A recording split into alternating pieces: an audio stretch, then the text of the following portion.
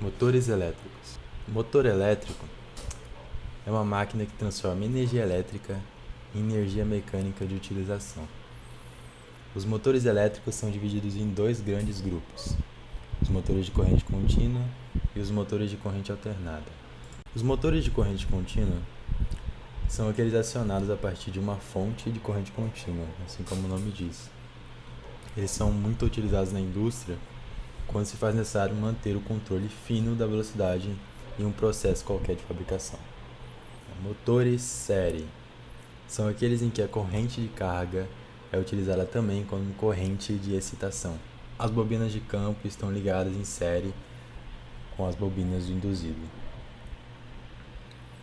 Esses motores não podem operar em vazio, porque a sua velocidade tenderia a aumentar indefinidamente. Então, eles precisam de um circuito resistivo. Motores em derivação são aqueles em que o campo está diretamente ligado à fonte de alimentação em paralelo com o induzido. Os motores compostos são aqueles em que o campo é constituído de duas bobinas, sendo uma ligada em série e a outra ligada em paralelo. Eles têm uma vantagem com relação aos motores de corrente, o motor em série e motor de derivação, porque eles possuem um elevado conjugado de partida e velocidade aproximadamente constante no acionamento das cargas variáveis. Eles têm certa vantagem em relação a esses outros dois. Agora, nos motores de corrente alternada, nós temos motor trifásico, que são aqueles alimentados por um sistema trifásico, e a gente chegou a dar uma olhada na matemática por trás desses fios. Eles ficam em 120 graus. A gente tem algumas vantagens com relação ao monofásico, como por exemplo a tensão sendo constante, porque você tem um ciclo de corrente alternada que a tensão geralmente não é constante se você tiver ele monofásico. Agora, se ele for trifásico, a tensão pode ser constante de você conseguir deixar ele em 120 graus de fase em relação ao outro. Cada fase com 120 graus de diferença. Eles são basicamente os motores com maior representatividade na indústria, nas instalações industriais, justamente por conta da sua aplicabilidade e economia de custos, facilidade de transmissão, e são por isso amplamente utilizados. A gente também tem os motores síncronos, os motores monofásicos de indução, os motores do tipo universal, também na categoria de motores de corrente alternada. Esse aqui tem um diagrama de um motor de corrente alternada monofásico. Bom, os motores geralmente eles têm uma mecânica por trás que faz com que, obviamente, eles transfiram a energia elétrica e energia mecânica, justamente porque essa é a função dos motores em geral na indústria, né? Quando você tem energia elétrica, você vai fazer com que esse motor gire esse rotor, né? Que isso pode ser feito de algumas formas, como por exemplo, tem um diagrama aqui, vai ser, eu acho, no próximo slide, sobre o motor síncrono, que ele basicamente tem a mesma pegada de todos os outros motores, só que ele faz isso com um campo magnético. A gente vai ver que precisa de um campo magnético se mantendo em sincronia com o rotor, entre aspas, que vai fazer vai girar a bobina atrás para que você tenha energia mecânica transformada a partir de energia elétrica. Em volta tem o estator, que é justamente o que fica parado em relação ao rotor. E no caso do motor síncrono, você tem a corrente girando aqui em volta. Aqui tem dois GIFs de motores síncronos. Esse daqui é o SYNRM e esse daqui é o síncrono. Bom, eles não tem muita diferença. Esse motor síncrono, que é chamado de SIN-RM, chamado assim por conta da sua sincronia de rotação. Porque aqui no diagrama dá para ver que você tem um rotor, um estator em volta, e esse rotor é uma barra. Esse rotor é uma barra e aqui tem umas linhas que parecem basicamente linhas de campo. São realmente linhas de campo e esse rotor é um condutor. Um condutor em um campo eletromagnético vão ter seus elétrons emparelhados com a direção do campo eletromagnético. Isso quer dizer que se o campo magnético está para cima, então os seus elétrons, as suas moléculas, todas vão estar, não todas, né, mas elas vão estar basicamente, majoritariamente apontando na direção para cima, né, carga negativa, carga positiva, assim como estaria apontando o campo magnético. Nesse caso, o campo magnético ele está rotacionando. Isso implica também uma rotação nessa barra de ferro. Essa barra de ferro que vai girar, obviamente, o rotor e vai gerar energia mecânica através do torque que é gerado a partir desse campo eletromagnético. Tem uma sacada muito interessante por trás desse motor SIN-RM, que inclusive é usado nos carros da Tesla, que é uma propriedade física deles, que às vezes impede que a gente consiga ter essa energia mecânica extraída através desse sistema. Porque se o campo eletromagnético girar a uma velocidade muito superior a qual a barra de ferro consegue acompanhar, então a gente não vai ter uma barra de ferro girando em sincronia com o campo eletromagnético. Justamente por isso que esse motor precisa ser sincronizado, o movimento da barra precisa acompanhar o movimento do campo, porque se eles tiverem velocidades muito diferentes, a barra simplesmente não vai girar. Inclusive tem um vídeo muito interessante que explica sobre esse motor, que eu vou deixar na descrição desse vídeo, que vai falar sobre esse motor aqui, como que ele funciona mais detalhadamente. Partida de motores elétricos de indução. Os motores elétricos, durante a partida, solicitam uma rede de alimentação com uma corrente muito elevada. Esse valor, inclusive, é mais elevado do que o valor nominal que eles geralmente precisam para estar em perfeito funcionamento. Isso gera algumas consequências na instalação total da sua fábrica. Se você tem um motor que vai consumir algo e ele está planejado para consumir somente aquele valor de tensão corrente, e no momento da sua partida ele consumir valores que podem chegar até vezes a serem 6 vezes maiores do que esse valor nominal que você calculou, isso com certeza pode gerar alguns problemas e pode afetar o funcionamento de todos os outros equipamentos da sua indústria.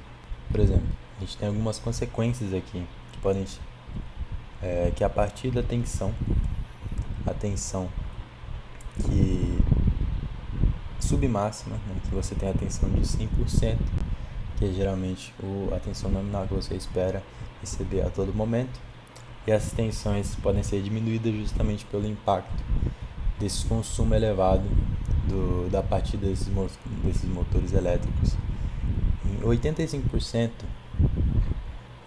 os contactores de classe de 600 volts param de operar, não operam mais. Em 76%, os motores de indução e síncronos deixam de operar funcionando em 115% da sua potência nominal.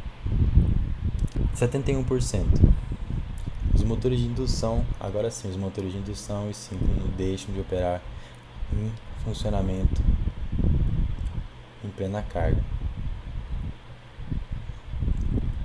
Então, os motores que estão funcionando em 100% da sua carga nominal, eles param de funcionar. E anteriormente não eram esses que paravam. Anteriormente eram os que estavam funcionando a 115% da sua potência nominal. E em 67% os motores síncronos deixam de operar. Então isso com certeza impacta negativamente nas operações da indústria e tem que ser levado em consideração. Fornos elétricos. Com o desenvolvimento econômico do nosso país, surgiram projetos industriais em que os fornos elétricos são parte fundamental da carga. Fornos elétricos. Os fornos elétricos, eles são equiparáveis aos fornos domésticos, só que usados para fins econômicos na indústria, para fins de produção, produtivos, porque eles têm obviamente uma potência muito maior. Os fornos à resistência, eles são extremamente parecidos com os fornos que a gente tem na nossa casa. Os fornos de indução e os fornos a arco, eles têm uma funcionalidade diferente. O propósito deles é um pouco mais industrial. Eles servem para manusear metais, para derreter, para fazer algumas ligas. Então eles têm uma temperatura muito superior e o seu consumo também é muito superior ao dos fornos à resistência. Inclusive essa é uma preocupação das distribuidoras, as concessionárias de energia elétrica, por conta da capacidade do seu sistema supridor, que pode ser perturbado diante dos altos consumos desses dois grupos. Fornos à resistência. Você tem duas categorias, aquecimento direto e indireto. Eles ficam bem óbvios assim que eu vou mostrar a imagem. Fornos de indução. Você tem indução canal, indução de cadinho, indução para aquecimento de tarugos. Isso varia de acordo com o formato do refletor, porque a gente vai ter uma mecânica nos fornos de indução em que você tem obviamente um indutor que envolta o forno, e dependendo da aplicabilidade, para que serve aquele forno, você vai ter uma superfície que vai impedir a saída de luz, a saída de radiação, através de uma superfície refletora, que vai refletir os raios para que você não perca aquela energia térmica, que quando é muito elevada, a gente inclusive enxerga, né, a temperatura quando ela é muito elevada por conta da radiação extra que está saindo a partir de temperaturas muito altas. Quando a temperatura é baixa, a gente não enxerga, só quando é alta, e isso é energia, então ela precisa ser contida dentro do forno para que você obviamente não perca a energia que você acumula para poder esquentar aquele objeto, como por exemplo uma liga metálica, uma sucata. E o forno a arco, você tem 3 tipos: submerso, indireto e direto. Então a imagem do forno a arco, inclusive da sua arquitetura, saber que ele é o maior desses aqui em questão de tamanho. Esse daqui é um forno a resistência de aquecimento indireto. Aqui em cima você tem um fio condutor que vai estar passando corrente, obviamente corrente. Quando essa corrente estiver passando por esse fio, pode ser considerado um resistor também, né? Porque ele resiste à corrente, e através do efeito Joule a gente consegue enxergar tanto essa cor quanto lá dentro. Obviamente deve estar bem quente por conta desse fator do efeito Joule. Passando em um resistor, você perde energia elétrica e ela se transforma em energia térmica, mas essa energia não vai ser perdida porque você vai estar usando esse calor para poder esquentar alguma coisa. Não, realmente ele não tem tanta potência, não é tão quente quanto os fornos de indução e a arco, mas já é alguma coisa.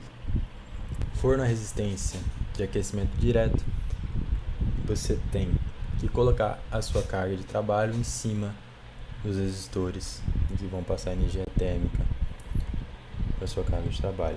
Em contrapartida, o aquecimento no forno de resistência e aquecimento indireto, você coloca a sua carga de trabalho em oposição ao resistor.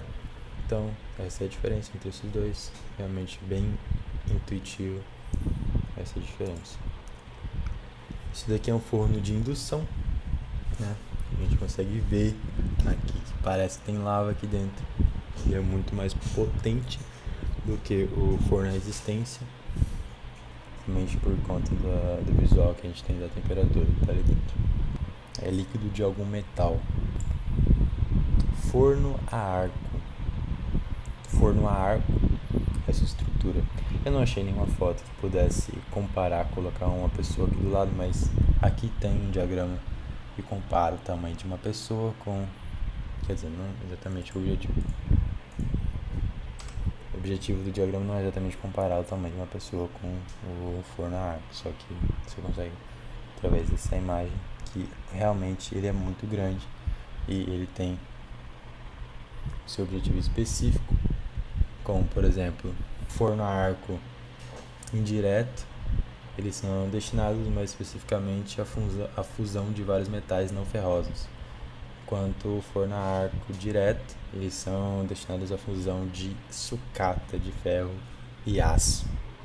Então eles precisam estar a uma temperatura muito alta para poder fazer isso, e obviamente essa estrutura toda não deixa a desejar. Inclusive tem diversas empresas chinesas que fazem essa instalação aqui no Brasil, porque é realmente um investimento muito alto, então compensa você trazer de fora essa mão de obra para poder fazer uma coisa dessa. Não exatamente pesquisei os custos, mas devem ser bem caros para poder fazer um desse. Materiais elétricos. Quando se trata da indústria, se trata de uma instalação industrial, você precisa ter materiais com uma especificação muito clara e objetiva. E obviamente tem algumas convenções que são seguidas para que vocês tenham essa clareza e essa especificação toda na hora de usar esses materiais nas instalações elétricas, que realmente é uma coisa muito séria, requer muito dinheiro, muito investimento, e não é porque um objeto, um elemento, material elétrico foi mal dimensionado para ficar dentro do circuito, dentro da instalação, que você vai perder dinheiro, né? Então, precisa ser especificada a tensão nominal, corrente nominal, frequência nominal, potência nominal, tensão suportável de impulso, capacidade de corrente simétrica e assimétrica. São realmente essas 4 primeiras aqui são realmente bem óbvias por conta da frequência nominal. Você precisa de um circuito de corrente alternada para poder saber como é que funciona para ver como é que funciona, trabalha a impedância daquele material dentro daquele circuito, corrente nominal e a tensão também. E a potência são bem equivalentes, elas são muito próximas uma das outras com relação ao significado, né? Elas estão em conjunto ali no circuito. Eles são suportáveis de impulso e capacidade de corrente simétrica. Esses aqui são com relação aos extremos. Quando você precisa saber até onde consegue chegar aquele elemento, aquele material, consegue chegar aos limites extremos dele, de tensão e de capacidade de corrente simétrica e assimétrica.